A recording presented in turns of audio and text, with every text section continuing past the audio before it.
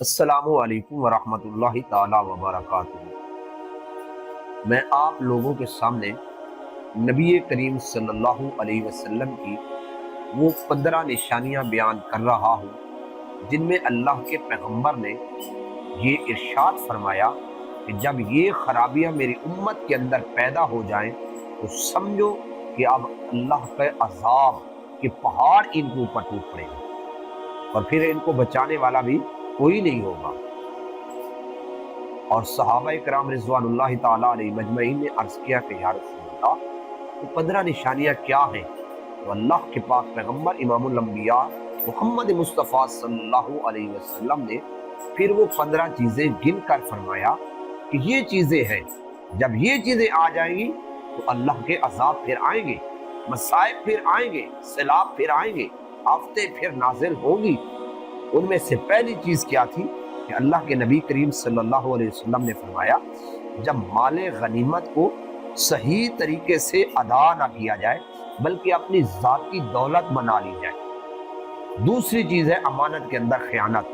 अब देख ले कितनी अमानतें हैं जो हम लोगों के सुपुर्द कर रहे हैं, हम तो समझते हैं अब बस माल ही अपना है।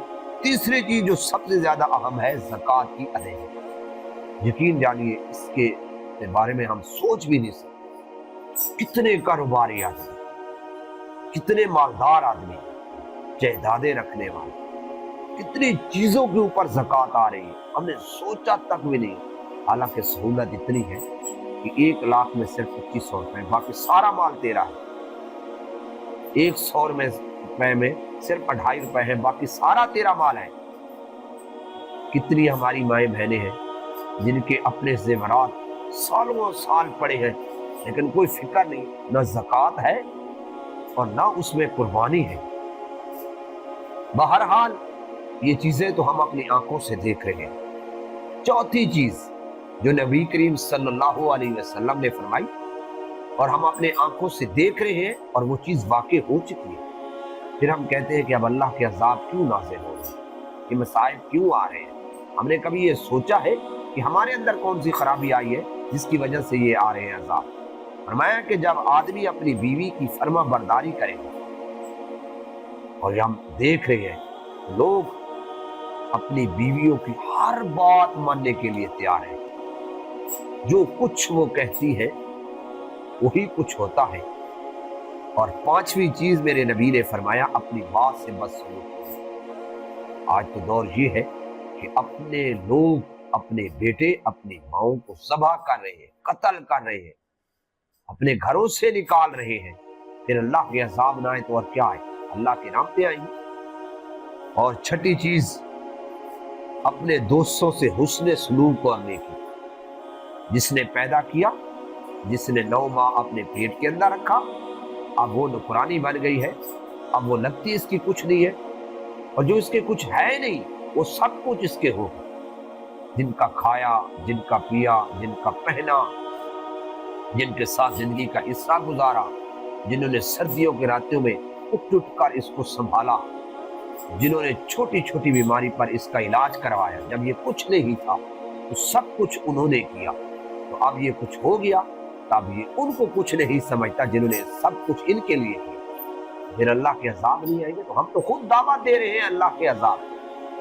और मैं 7वीं चीज, जब अपने बाप से बेवफाई और नफरत बरतने लगे, बाप को नौकर समझने लगे, बाप को पड़ोसी समझने लगे, बाप को अपनी महफिल में आने से मना कर दिया, बाप को अपने दोस्तों के सामने लाने से मना कर दिया। तो मेरे दोस्तों, यही चीजें होती हैं जिनकी वजह से फिर अल्लाह का अजाब और कहर आता है हमारे ऊपर। ना न करे, अगर हम इसी तरह रहे तो फिर हम में से कोई भी नहीं बचेगा।